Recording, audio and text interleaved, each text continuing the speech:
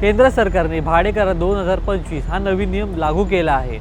त्यामुळे आता घर मालक आपल्या पद्धतीने भाडेवाढ करू शकत नाही। यासोबतच आता डिपॉझिट किती असावं हे देखील यामध्ये सांगण्यात आलं आहे।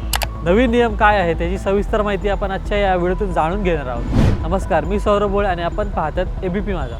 नोकरी, शिक्षण किंवा इतर कारणामुळे आपण घर भाड्याने घेतो, पण डिपॉझिट किंवा रेंटवर मतभेद होतात।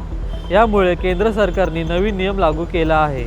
या नियमामुळे घर मालक आणि भाडेकरू यांच्यातील वाद कमी होईल। आता प्रत्येक भाडेकरार हे 2 महिन्याच्या आत नोंदणी करणं बंधनकारक करण्यात आलं आहे। ही नोंदणी राज्य सरकारच्या ऑनलाईन प्रॉपर्टी रजिस्ट्रेशन वेबसाईटवर करता येईल। जर या काळात तुम्ही नोंदणी केली नाही तर घर मालकाला 5,000 रुपयाचा दंड भरावा लागेल।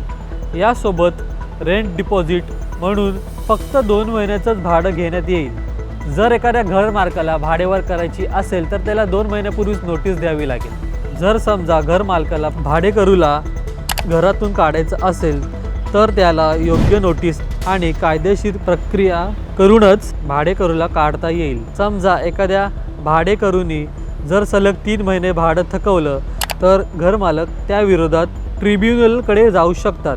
वाद सोडवण्यासाठी ट्रिब्युनलची स्थापना करण्यात आली आहे। हे प्रकरण 60 दिवसाच्या आतमध्ये सोडवले जाणार आहे। भाडेकरार कसे नोंदवावा यासाठी राज्याच्या मालमत्ता नोंदणी पोर्टलला भेट द्या। घर मालक आणि भाडेकरू या दोघांचे ओळखपत्र अपलोड करा। नंतर ई-साइन करून करार सबमिट करा। यानंतर तुमच्या भाडेकराची नोंदणी पूर्ण होईल। व्हिडिओ आवडला असेल तर जास्तीत जास्त लोकांपर्यंत हा व्हिडिओ शेअर करा आणि पाहत राहा एबीपी माझा।